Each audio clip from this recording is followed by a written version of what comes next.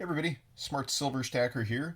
Silver and gold have been dropping lately. Silver down to about 25 bucks, and gold even recently briefly dipped below the $1,700 level. In this video, I'm going to talk about why I think this is a temporary phenomenon and an opportunity, and the importance of being a strong hand. So stick around. It's going to be a great video. Let's get to it.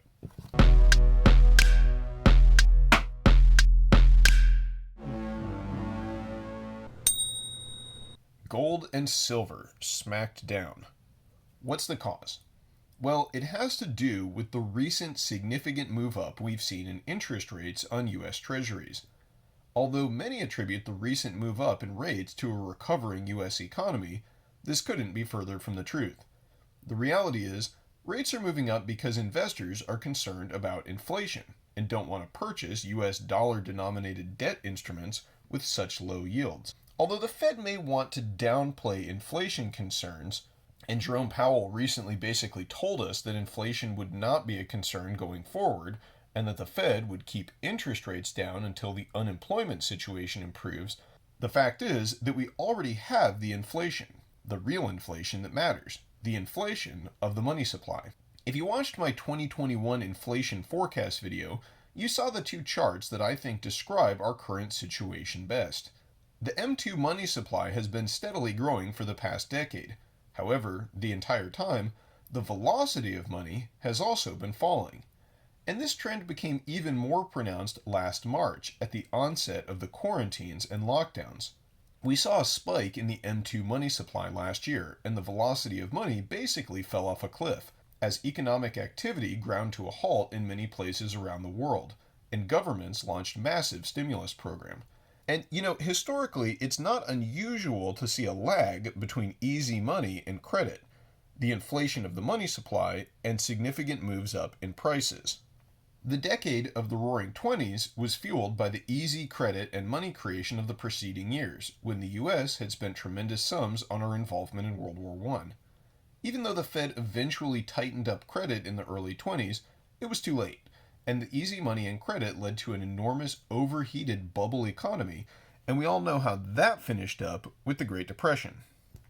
If you want to read more about how Fed policy and easy credit led to the Roaring Twenties, and eventually the Depression, check out this book, The Dollar Crisis by Richard Duncan. There's a chapter in here that goes into great detail on the subject.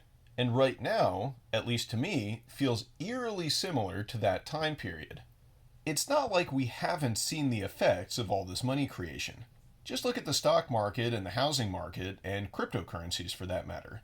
All of these assets are in enormous bubbles that have been fueled by this rampant money creation. And now we have these huge bubbles that are basically just waiting for a pin. And we almost saw that pin last year in the form of a pandemic.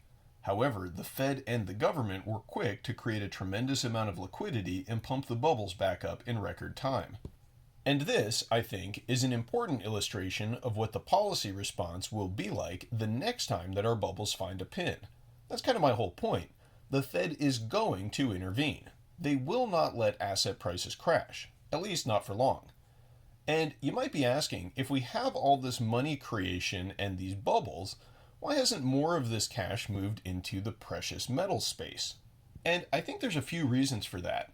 The conspiracy theorist in me wants to shout about how the metals markets are rigged and the banks are suppressing the prices.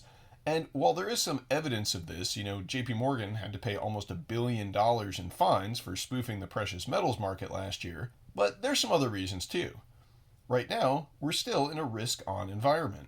Investors are convinced that this easy money, modern monetary theory, debt-based paradigm can continue forever, and they're still being lured into the stock market in droves by the promise of easy profit. And it's going to be a rude awakening when everyone realizes that this time it's not different, and that you can't just endlessly create fiat currency forever with no consequences. Ayn Rand said, you can ignore reality, but you can't ignore the consequences of ignoring reality. And that's the phase we are rapidly approaching, the consequences of ignoring reality. If you've been watching the U.S. debt clock, you've probably noticed that the U.S. debt just surpassed $28 trillion, and it's anybody's guess how high that number can go. But one thing I know for sure is it cannot go up forever without having some serious consequences for the economy and for the dollar. And we're beginning to see that now, as interest rates are starting to move up, despite the fact that the Fed, with QE infinity, has actively been buying at least $120 billion of bonds every month for the past year. You see, bond investors are going to stop buying US treasuries that have these low interest rates because they know the dollar is being debased. And when you're buying bonds denominated in a devaluing currency, you need to get a higher interest rate to keep pace with the inflation. And hey, guys, if you're enjoying this video, please give it a thumbs up. It helps spread the information, and I really appreciate it. The problem, though, is that a higher cost of borrowing is a huge threat to the gigantic bubble we see in the equities markets. Now, the Fed might not want to acknowledge that, and they may act like it's just business as usual and they won't be doing any further intervention in the debt markets. But that's just not realistic. The Fed is going to have to make a choice soon, whether to let rates move up and thus sacrifice the stock market.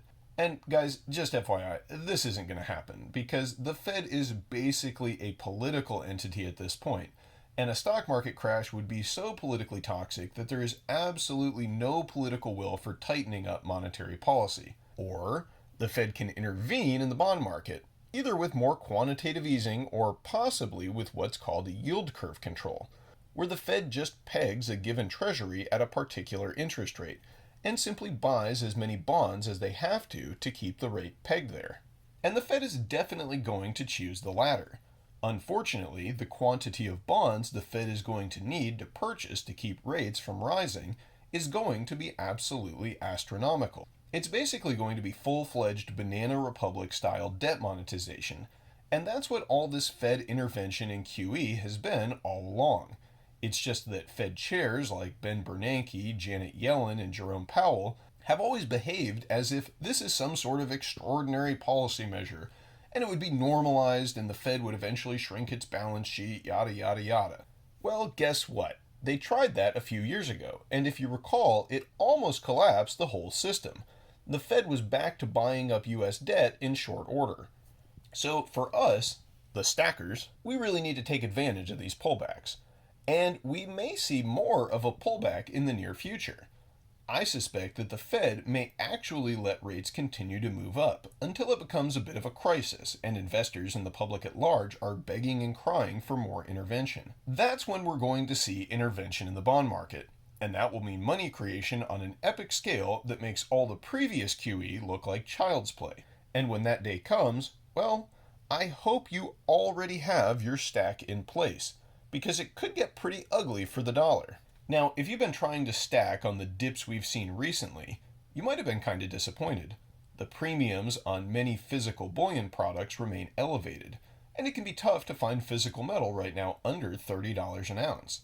And it's kind of hard to say why the premiums remain so elevated. I'm not sure if it reflects an actual shortage of physical metal, or if it's just a shortage of retail investment bullion.